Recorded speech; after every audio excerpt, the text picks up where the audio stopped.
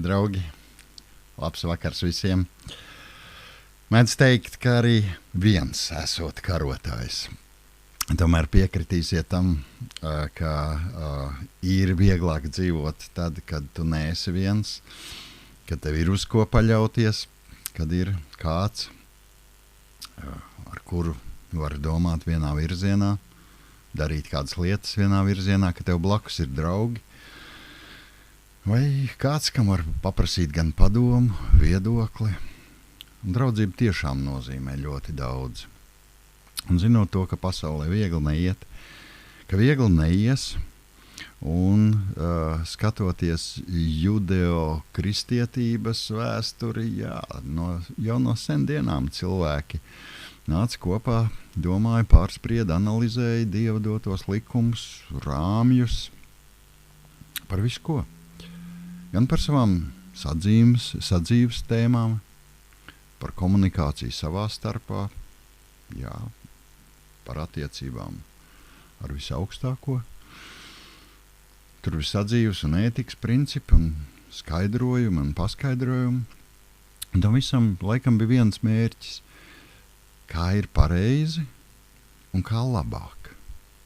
Un te aiz daudz punktiem varētu likt kādus vārdus, kā labāk saprasties, kā labāk darīt lietas, kā nedarīt pār ne sev, ne citam, kā saprast laikus, kur ir bijuši, kā saprast laiku, kurā dzīvojam.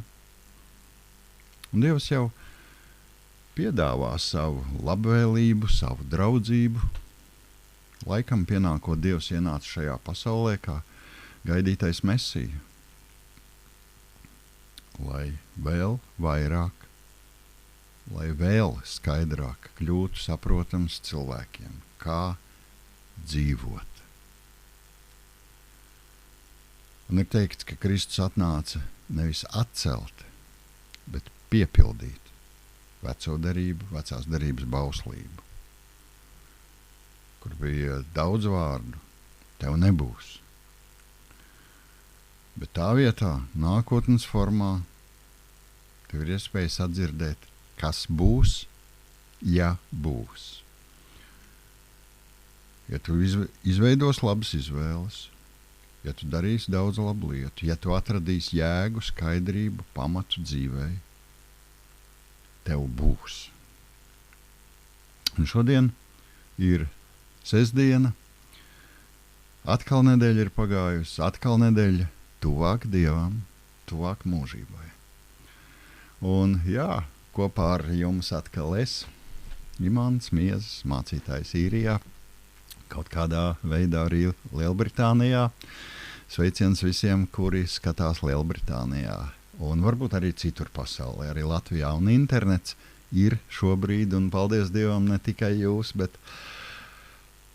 arī es pats īstenībā. Katrs mēs varam kaut ko no šīm pārdomām paņemt, piemērot savai dzīvei, savai sapratnei, lai nu tā, pa vārdam, pa teikumam spētu arvien labāk piedalīties tajā procesā, ko sauc par dzīvi, ar atvērtām acīm.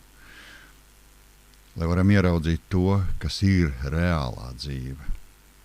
Un paldies jums, ka jūs dalieties ar šīm pārdomām, un mēs jau tiešām nevaram zināt, ka kādam īpašā brīdī tieši šis iedrošinājums var palīdzēt, kā saka, tikt ārā no kādas bedres.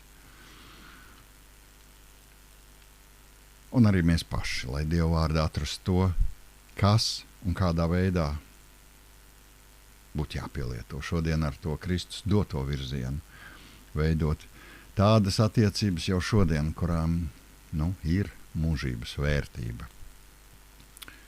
Un jēgapilna dzīve jau šodien. Kā mēs varam piepildīt to, ka nav vajadzības melot, nav vēlēšanās zakt, tu neredz vajadzību nogalināt ne ar runas veidu, ne ar ieročiem. Kā veidot sadarbību uz tiem principiem, kuri Dieva ieteikti? Un īstenībā tie ir tie principi, kuriem ir nākotne. Un ja mēs tā padomājam, nākotne un mūžības vērtība jau ir tikai un vienīgi neredzamajām lietām. Neredzamajām, bet tomēr sajūtamajām lietām. tās lietas, kuras mūs izmaina, kuras izmaina attiecības. Tiešām varētu teikt, izmaina no mīnusa uz plusu. Jā, lai pamanot kādus procesus gan mūsos, gan mums apkārt, lai mēs saprastu, kāda gara vadībā notiek viens vai otrs process. Īstenībā ar kādu motivāciju, ar kādu mērķi tiek runāti vārdi, pasludināti viedokļi vai virzieni. Ar kādu motivāciju cilvēki to dara. Tajā mēs varam ieraudzīt to garu. Un kristietībai tikai tad ir izmainoša jēga, ja tā reāli tiek pielietota dzīvē. Manā, tavā, jūsu dzīvē. Un te ir tas interesantais moments, tas daudz cilvēku tāds lūzuma punkts vai izvēles punkts, skatoties uz mums pašiem. Kristietis, nosaukuma pēc vai pa īstam. Tas lielais jautājums, ko cilvēki redz mūsos? Vai mēs atbaidām cilvēkus? Paši sakot sev tā. Es jau tāds esmu, kāds esmu, jo negribu, lai nepieņem. Bet īstenībā sirdsdziļumā jau sāp, jo visi mēs vēlamies būt pieņemti, saprasti un mīlēti. Un tas tiešām tas jautājums, kā atspulgs mēs esam. Vai apkārtējie cilvēki, kas mūs redz, ar kuriem mēs satiekamies, ar kuriem kopā dzīvojam, ar kuriem kopā strādājam. Viņi varbūt kādreiz pasaka, biežāk gan nesaka, bet kādreiz pasaka, jā, tā kā tu dzīvo, kā tu runā, kādi ir tavi darbi, es arī gribētu tādam Dievam uzticēties. Un tad var sākties saruna, tad aug ticība, tad aug uzticēšanās, draudzība. Un tad varam pavērot rezultātu. Kas īsti notiek? Mēs visi saprotam, ka te jau nestrādā kaut kāda mistiska vai mistiskas pareizu vārdu kombinācijas, kuras atkārtojot un pielietojot, mēs varam kaut ko darīt. Un varam kaut ko mainīt, un varam iegūt draugus vai izmainīt situāciju. Kādu formulu pasakot, tad izmainīsies Dieva dotie dabas likumi, slimības izgaisīs. Un īstenībā tā jau būtu ļoti vienkārši, ja izmantojot kādu formulu, būtu iespējams šāds precīzi rezultāts. Bet tāpēc ir lūkšanas, un tāpēc ir lūkšanu vakari, un tāpēc ir lūkšanu grupas. Lūdzot Dievu par kādām lietām vai kaut kādiem cilvēkiem, kas mūsu sirdī tuvi, vai notikumiem, vai mūsu draudzi, mēs patiešām uzturam fokusu uz šīm lietām, un tiklīdz ir iespējams, tiklīdz Dievs sakārto apstākļus un rada, bieži neizskaidrojamas sakritības, mēs pamanām, mēs ieraugam un mēs piedalāmies. Mēs varam nepamanīt, bet mēs varam pamanīt, bet mēs varam pamanīt un arī nepiedalīties. Esam radīti ar savu brīvo izvēli. Un tieši mūsu izvēles ir tās, kuras vai no ar mīnusa zīmi vai ved uz plusu. Un pavisam vienkārši piemērs, citēšu kādus savus paziņas sacīto. Viņa Latvijā kādā baznīcā ir ērģelniece. Viņa saka, svētdienas baznīcā uz ērģeļu soli, tā ir mana vieta, tas ir mans laiks, mana pasaule, kad man pirksti satiekas ar taustiņiem, un es ne tikai spēlēju, es runājos ar Dievu. Un skaņas piepilda telpu, tās apņem mani un ikvienu, kurš ir šeit atnācis vai ienācis, meklēt mieru, spēku un ticību. Cik skaisti vārdi. Un iepratīm tam atkal atbilstošs teksts no nākamās nedēļas lasījumiem, kur Dāvids ir sacījis, kad es saucu, tu man atbildēji. Tu darīji mani staltu, man dvēselē spēks. Lūk, kā tas darbojas, kad cilvēki nāk kopā, lai runātos ar Dievu, lai klausītos, gan ar ausīm, gan ar sirdi, lai sadzirdēto pielietots dzīvē. Mēs ņemam vērā, protams, Kristus nāca, lai runātu par to, kāds ir Dievs. Un mēs zinām, cik ļoti Pāvils ticēja Dievam. Viņš bija dedzīgs, Dieva aizstāvis, tik dedzīgs, ka visu, kas nesaskanēja ar svētajiem rakstiem, viņš bija gatavs nodot tiesai, cietumam, pat nāvei. Izrādās, ka viņš cīnījās pret Dievu. Izrādās, ka ticot Dievam arī var būt pret Dievu. Pret Dieva garu. Mēs jau zinām, ticot Dievam, pašu Dievu krustā piesit ticīgi cilvēki. Jo tas stāsts jau nav par formulu pielietošanu vai vārdu rindošanu pareizā secībā. Kristus vēsts ir par sirdi, kura ir dziedināta un kura māk, spēj un grib dziedināt citus, kur spēj dalīties ar mīlestību, ar draudzību, ar maizi, ar ūdeni. Lūk, tas ir Kristus gars. Tas ir Kristus gars, tas ir Dieva gars. Un kad tāds brīdis pienāk cilvēka dzīvē, kad atveras sirds, domas un dvēseli, tad piepildās tie vārdi, kurus rakstīja apustulis Pāvils. Jā. Es zinu, kam esmu uzticējies. Un esmu pārliecināts, ka viņš ir gana varens, lai nosargātu man uzticēto mantojumu līdz viņai dienai. Mīļie draugi, no kurienes lai pielieto šādus labus padomus, ja par tiem nezina? No kurienes lai to uzzina, ja svētdienās cilvēki nenāk kopā? Lai pārdomātu, lai analizētu, lai mācītos pielietot. Kristus teica, kas manus vārdus dzird. Un es esmu jau daudzkārt teicis, Dievu var sajust gan dabā, gan pie jūras, gan klusumā, gan vētrā. Dievs ir klātesošs visur.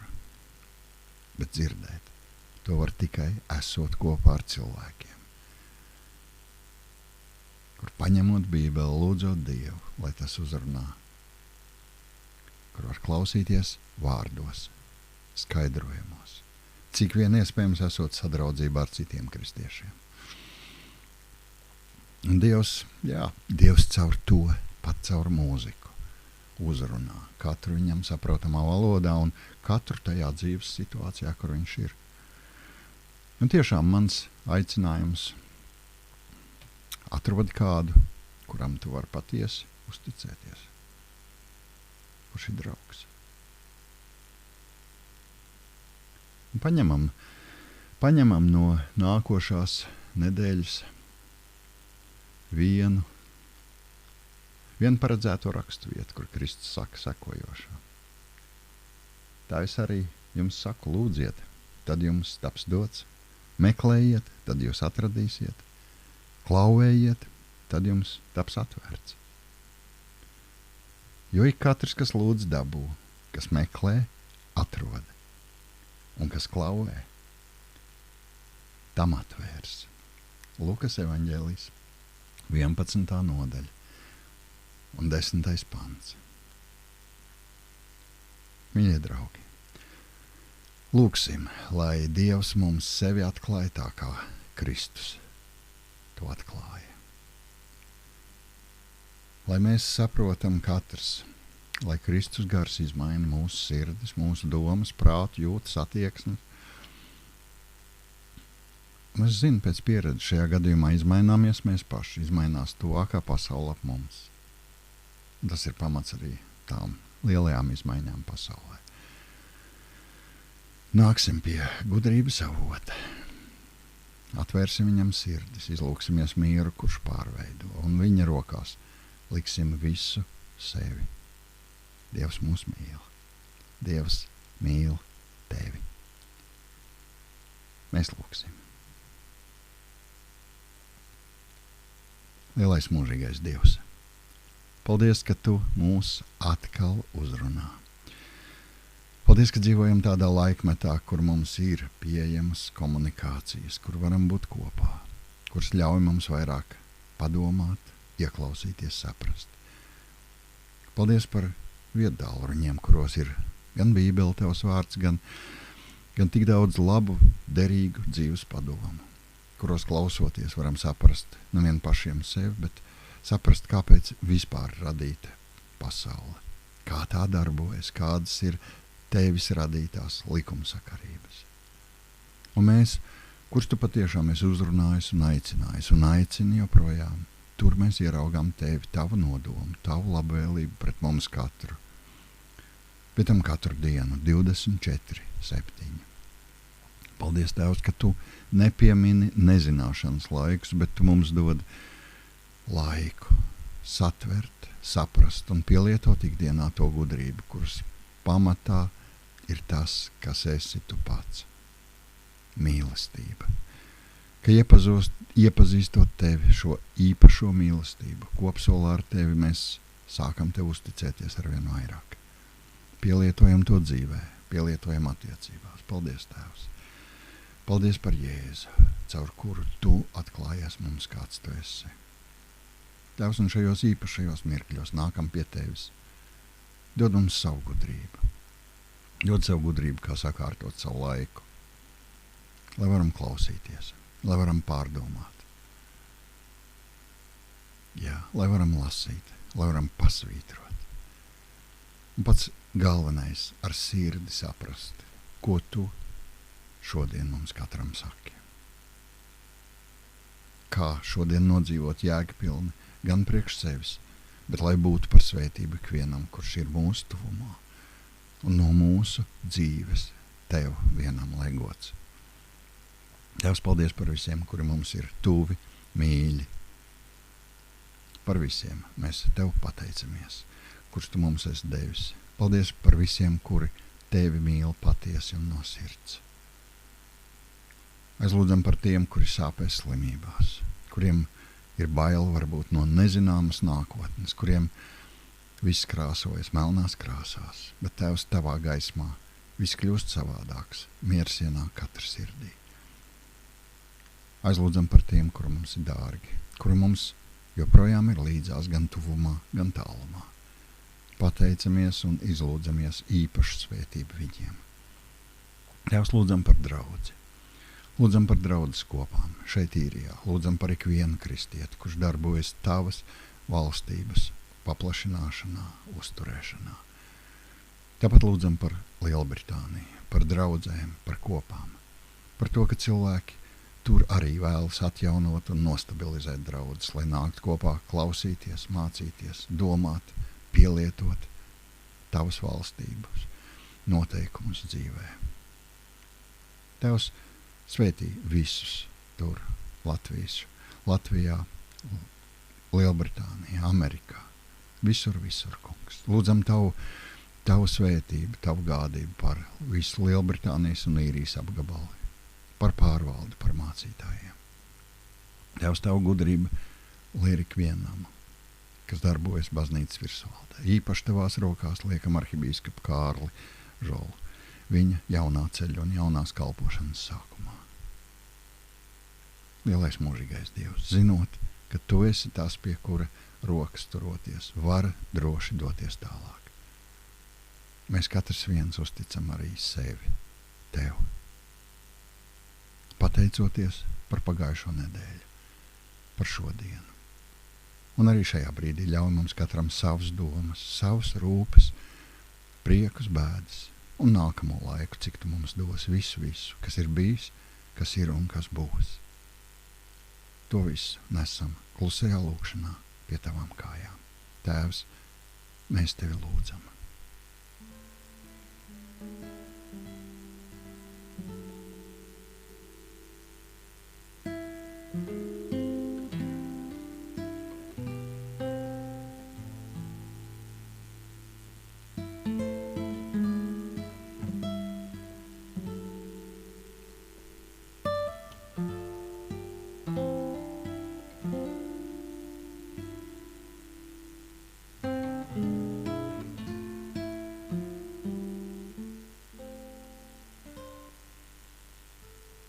un atļauj, ka mēs tevi lūdzam ar tiem vārdiem, kurus tavs dēls Jēzus Kristus lūdza, un mācīja arī mums lūgt. Mūsu Tēvs debesīs, svētīts lai top tavs vārds, lai nāk tava valstība, tavs prāts, lai notiek kā debesīs, tā arī virs zemes.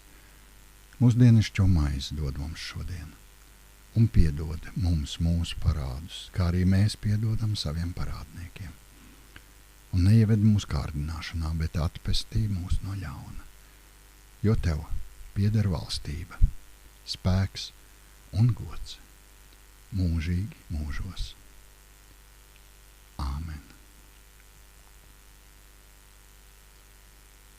Dieva miers, lai ienāk katrā jūsu sirdī un mājvietā.